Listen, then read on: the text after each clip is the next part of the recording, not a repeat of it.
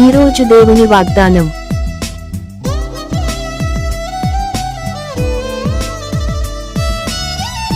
చెట్టునకు మంచు ఉన్నట్లు నేను తనికుండును,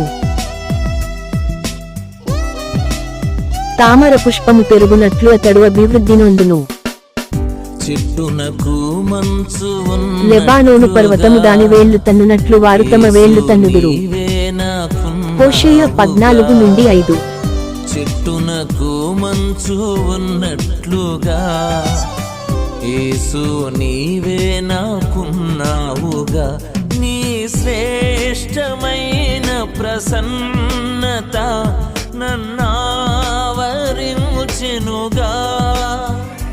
నీ శ్రేష్టమైన ప్రసన్నత నన్నా